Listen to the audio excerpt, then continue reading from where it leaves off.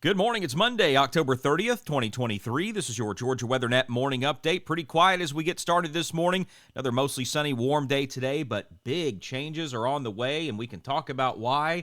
A textbook cold front marching toward the state of Georgia. I'll zoom out here, show you the radar and the temperature overlay. So we're starting out in the low to mid 50s in most of the state. We do have some low to mid 60s in southeast Georgia.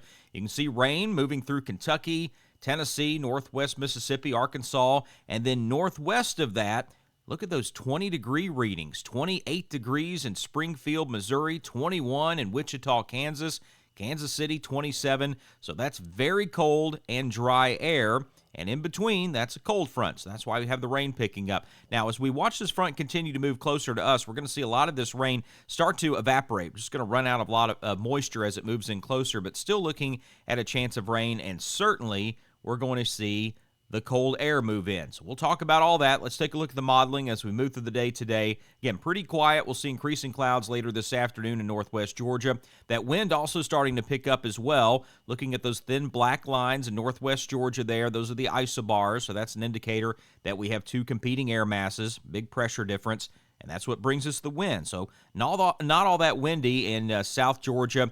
Metro Atlanta should be all right. We'll start to pick up that breeze later this afternoon. And then there are those showers well ahead of the main frontal boundary that continues to move through. And then you can see kind of fading out. So the modeling continues to stick to the solution that we're not going to see a lot of rain out of this boundary, although some showers will be there. Now, through the overnight hours, still looking at that wind kicking through North Georgia.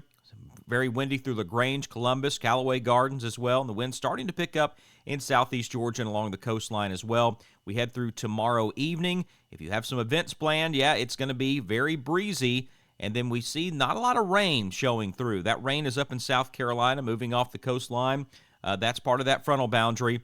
That could connect on into Georgia. Just know we could see a shower or two anywhere as we move through tomorrow afternoon and tomorrow evening. But for the most part, most of us will stay rain-free. Let's head into Wednesday morning. Still very breezy across the state of Georgia. See all those little thin lines all packed together close, so it is going to be breezy as we get started Wednesday. Wind finally calming down by Wednesday evening, and that's when that cooler air is finally going to settle in. So we're going to see temperature changes as we go into Monday, Tuesday, Wednesday, especially that Tuesday to Wednesday, differences of 20 degrees over a 24-hour period. So noticeably colder as we head into the middle of this week, and we'll continue to talk about that, refine the forecast. Again, I keep showing those models showing the rain not a big factor, but we'll just see if that happens or not. We'll just keep an eye on that as we get a little bit closer. That's the latest from the Georgia WeatherNet. Now your local forecast from northwest Georgia to southeast Georgia.